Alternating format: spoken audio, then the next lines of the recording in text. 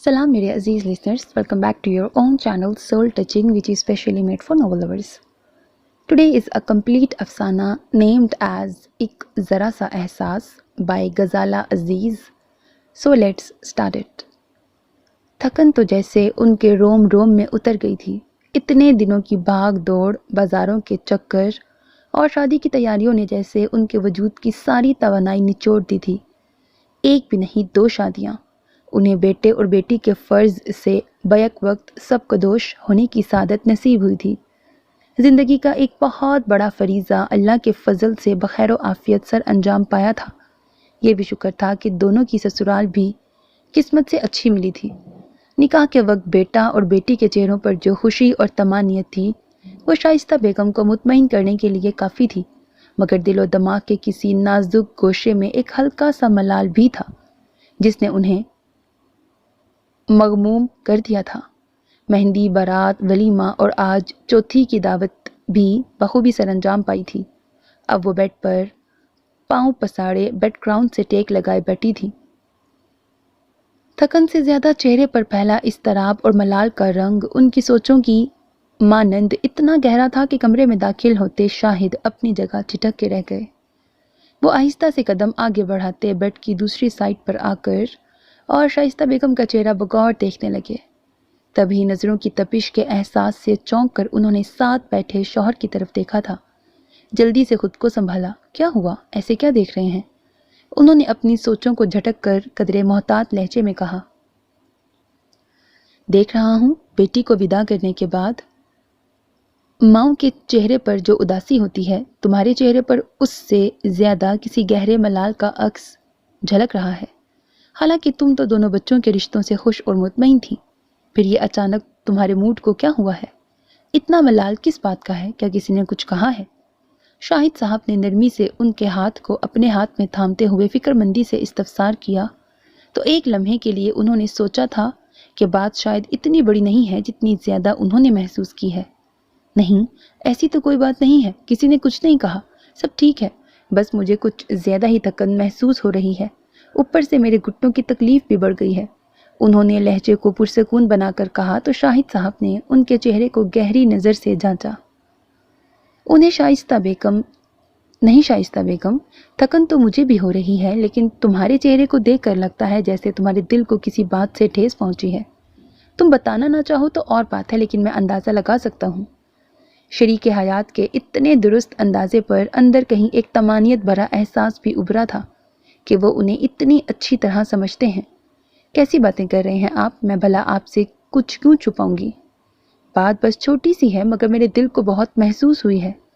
उन्होंने रसानियत से बोलना शुरू किया तो शाहिद साहब संजीदगी से उन्हें देखने लगे. वैसे तो अपने चारों बच्चों की तरबियत हमने बहुत अच्छी की है और माशाल्लाह से वो चारों नेक और फर्माबरदार भी हैं, लेकिन निमरा हमारे चारों बच्चों में सबसे ज़्यादा हसास है. इसीलिए तो अपने निकाह वाली शाम भी उसने स्टेज पर अपने दुल्हा के साथ बैठे हुए भी मेरी तकलीफ़ को लम्हों में महसूस कर लिया था. आँख बोलते बोलते खुशी से भर आई थी. शाहिद साहब ने चौंक कर बीवी के चेहरे को देखा था. वो किस तकलीफ़ की बात कर रही थी? जब स्टेज पर सब सोफ़ों पर बैठे थे, फोटोग्राफर निमरा और उसके दुल्हा के साथ तस्वीरें बनवा रहा था, मैं टांग की तकलीफ़ की वजह से बमुश्किल उठकर खड़ी हो पाई थी. तब निमरा ने फ़ौरन आँख के इशारे से मेरे साथ वाले सोफ़े पर बैठे हामिद को धीमी आवाज़ में मुझे सहारा देकर स्टेज से उतरने में मदद देने को कहा था. हालांकि उस वक्त स्टेज पर हामिद और जाहिद के अलावा सनी भी वहाँ मौजूद था. वो तीनों भी जानते हैं कि मुझे उठने बैठने के लिए सहारे की ज़रूरत पड़ती है, मगर उस वक्त इतनी गहमा गहमी में उन तीनों में से किसी एक की तवज्जो भी मेरी तरफ नहीं थी, सिवाय निमरा के. अगर वो बर वक्त बड़े भाई को इशारा न करती तो शायद मैं खड़े होने की कोशिश में लड़खड़ा के वहीं गिर जाती. बोलते बोलते उनके चेहरे पर उस रोज़ वाली तकलीफ़ का तासुर उभर आया था. शिद्दत जज्बात से उनकी आवाज़ रुंध गई थी. शाइस्ता बेगम सालों से घुटनों की तकलीफ़ के मर्ज़ में मुब्तला थी. एक पाँव तो चलने फिरने से बिल्कुल नकारा होकर रह गया था. लिहाजा इकलौती बेटी निमरा सारा दिन साई की तरह उनके साथ रहती थी, इस खौफ से कि कहीं वो उठने बैठने की कोशिश में गिर कर अपनी हड्डी न तुड़वा बैठें. ग्रेजुएशन के बाद से सारी घर की जिम्मेदारी उसने खुद ही संभाल ली थी. तीनों बेटे भी उनका बहुत ख्याल रखते थे, मगर जो हसासियत और फिक्रमंदी निमरा के अंदर माँ के लिए थी वैसे तीनों बेटों में नहीं थी। बस यही देखकर शाइस्ता बेगम को रह रह कर ये ख्याल सताने लगा कि अब निम्रा के जाने के बाद उनका इस तरह ख्याल कौन रखेगा। उनका दिल मुस्तकबिल के अंदेशों में घिरा था। अब सोचती हूँ, निम्रा के जाने के बाद निम्रा जैसा ख्याल कौन रखेगा मेरा।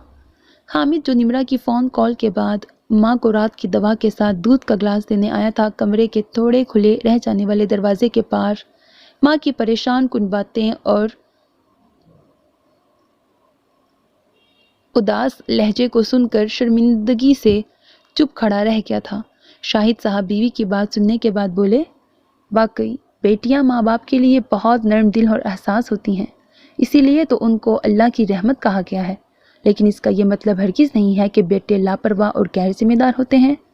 बात सिर्फ इतनी सी है कि लड़के चूँकि सारा दिन घर से बाहर मसरूफ़ होते हैं, इसीलिए उनकी तवज्जो बढ़ जाती है, वरना वालिदैन से वो भी मोहब्बत करते हैं। आप ठीक कह रहे हैं, मैं बिला वजह ही छोटी सी बात के लिए हसास हो गई थी। शाइस्ता ने झींप कर शर्मिंदगी से कहा तो शाहिद साहब बेसाख्ता उनके हाथों को नरमी से थाम कर मजीद बोले थे, नहीं शाइस्ता, बात छोटी ज़रूर है मगर एहसास की है। एक बेटी रुखसत हुई है तो बहू की सूरत में दूसरी बेटी घर भी तो आई है। हम उसे अपनी बेटी जैसा मोहब्बत और मान देंगे तो वो भी बेटियों की तरह हमारा ख्याल रखेगी। शाहिद साहब ने अपनी बात मुकम्मल की तो जहाँ शाइस्ता बेगम के चेहरे पर सुकून और तमानियत का एहसास उभरा था, वहीं कमरे से बाहर खड़े हामिद को भी एहसास हो गया था कि उसकी नादानिस्ता कोताही को अजाले की ज़रूरत है। इसीलिए वो कमरे के अंदर जाने की बजाय वापस पलट गया था और थोड़ी देर बाद उसकी बीवी सानिया दूध का गिलास और शाइस्ता बेगम की रात की मेडिसिन लेकर उनके कमरे में खड़ी थी। हालांकि शादी के बाद ये उसका इस घर में तीसरा दिन था, मगर हामिद की समझदारी की बदौलत वो सास को बड़ी अपनायत से खड़ी उनकी मेडिसिन खिलाकर आराम करने की ताकीद कर रही थी, बल्कि ये एहसास भी दिला रही थी कि अब उनका ख्याल रखने के लिए उनकी दूसरी बेटी घर में आ गई है। जवाब में शाइस्ता बेगम ने उसे ढेरों दुआएं दी थी। ख़त्म शुद। सो मेरे अजीज़ listeners, this was the end of this अफसाना। Hope that you like it. अपना बहुत ख्याल रखिएगा नेक तमन्नाओं के साथ। अल्लाह हाफिज़। And don't forget to subscribe to my channel because that's how you can encourage me, and that's the only kind of support and encouragement which I want from all of you. Allah Hafiz.